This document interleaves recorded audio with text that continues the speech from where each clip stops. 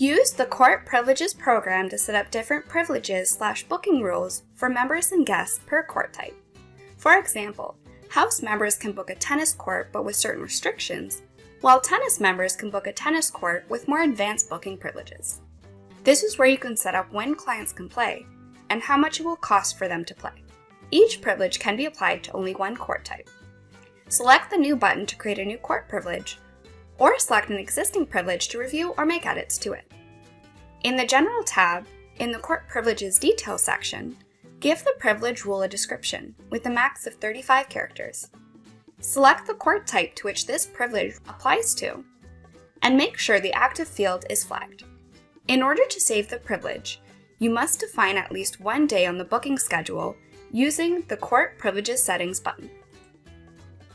In the Court Privileges screen, right-click on the left side of the screen and select Add New Date Range.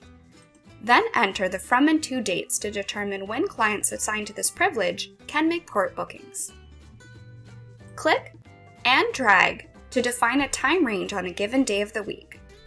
Then select the Allowed button to add the scheduled range. This will set the hours during which the privilege is effective for the day of the week and define date range. You can also utilize the right-click options to add a new time range and copy and paste time ranges. If you want to apply POS items based on the privilege, select the time range on any of the day columns, and in the selected POS items part of the screen, right-click and use the Add New Item option. Select the POS item, i.e. product, in the description column. The code, retail price, member price, and total member columns will be auto-populated based on what is entered in the sales item program. Select the quantity of the product using the quantity column. Select Fixed if you wish to charge for the POS item only once, regardless of the number of time slots. If this field is not selected, the POS item will be charged per time slot. Select the red X to close this window.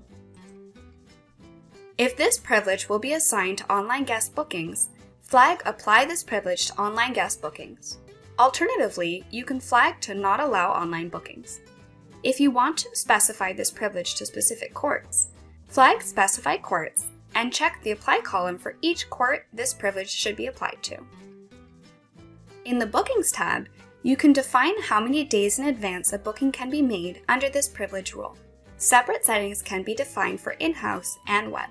To set a rule, select the Apply Rule field and enter the number of days in advance field. You can also restrict the number of bookings that can be created in a specific period. Separate settings can be applied for members and guest accompaniment. Select the Apply Rule field for the corresponding period of your choice and enter the number of days to the selected period. When Disregard Past Bookings is checked, any bookings that is in the past will not be counted towards the rule, including any bookings which started earlier today. Once a booking start time is passed, it will no longer be in the count of bookings during the booking period for which the Disregard Past Bookings flag is checked. When Disregard Same Day Bookings is checked, any bookings made today for a court time today will not be counted against the rule.